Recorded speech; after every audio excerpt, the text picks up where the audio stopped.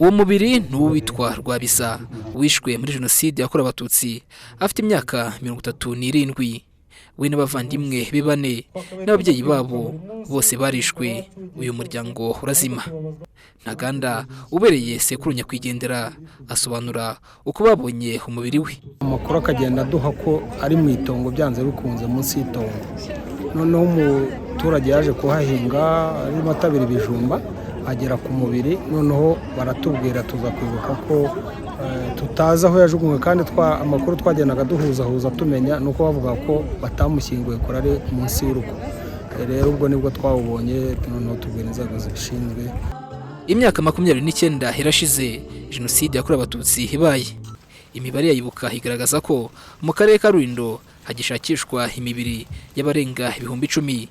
Bamwe mu barokotse jenoside yakorewe Abatutsi muri aka karere bavuga ko bashafuzwa no kuba batarabona ababo ngo bashyingure mu cyubahiro. Biratubabaza cyane, bikomeretsa imitima yacu kubona tugishyingura imibiri y'abacu kugeza kuri iyi myaka ingana n'imyaka 29 ni myinshi.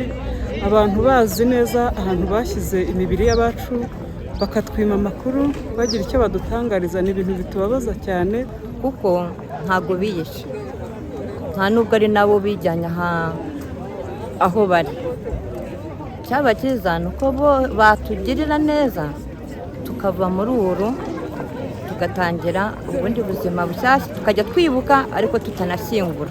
Mu gihe cya jenoside yakorewe Abatutsi mu cyahoze ari komine Shyorongi na komine Mbogo, abarenga 500 biciwe mu rusengero rwa DPR. ubu hubatse urwibutso rwa jenoside yakorewe Abatutsi rwa Rusiga ruruhukiyemo abarenga 6,000. Umuyobozi w'akarere ka Rulindo Mukanyirigira Judith agaragaza ko hagiye gushyirwa imbaraga mu gukangurira abaturage gutanga amakuru yabishwe kugira ngo bashyingurwe mu cyubahiro.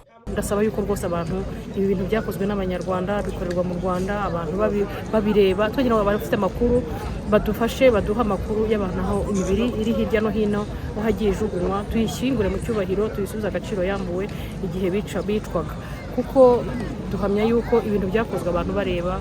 Ntabwo rero byagombye kuba ko abantu bagenda bagwa ku bantu ko nabanga batugenda tubona ubona ko atari abatanga amakuru, ntabwo ari amakuru baba batanze kugira tugende tubakuraho baturangiye babashyize, ahubwo bigaragara yuko ari ibiba bibaye kubera ko nk'abantu bagiye bakahahinga bakabona imibiri. Mu karere ka Rulindo abarenga 19,000 nibo bamaze gushyingurwa mu cyubahiro mu nzibutso 9 ziri muri aka karere.